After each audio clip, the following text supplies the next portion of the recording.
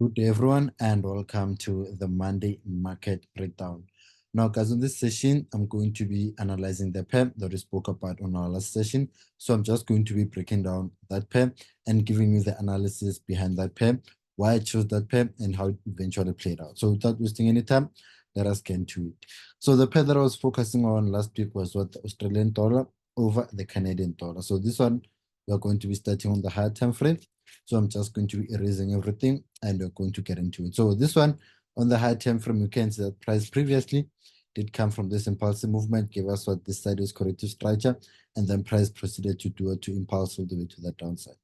So let us outline that corrective structure as you can see, and then price impulse to the downside, and then price did form that similar movement once again, whereby this was what our impulsive movement, and then this is what our sideways corrective structure, as you can see over here. Now, what are we seeing here? So the most important thing to note is that once we have an impulsive movement followed by a sideways corrective structure, we're anticipating for price to impulse down on the breakout, just like it did over here. This was an impulsive movement. This was what our sideways corrective structure, and we're anticipating for price to impulse to the downside, just like it did over here, as you can see. So now as we're dropping lower onto what our lower time frame. So on the lower time frame, what are we seeing on the lower time frame? So first, let us ensure that our structure is neat and all of our targets make sense.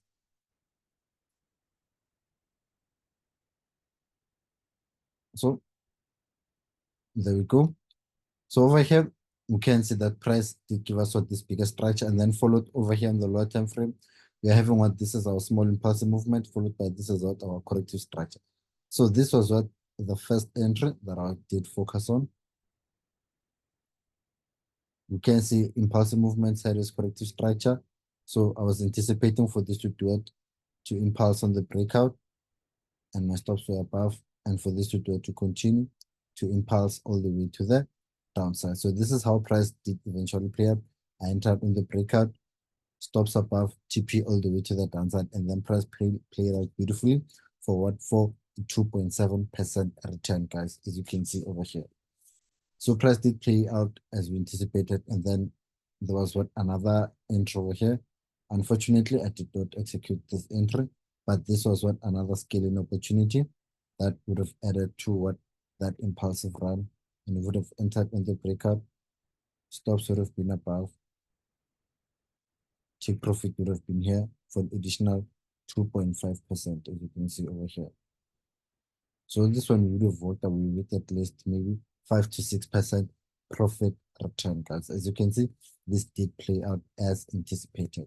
So yeah, guys, but for now, other than this pair that I'm covering at the moment, I don't have anything. So the market, I a bit slow at the moment. I think we're still recovering from last week's NFP, but we should see some more movement coming maybe possibly tomorrow or the following day. But for now, this is the only pair that I've been focusing on, and eventually hit our take profit.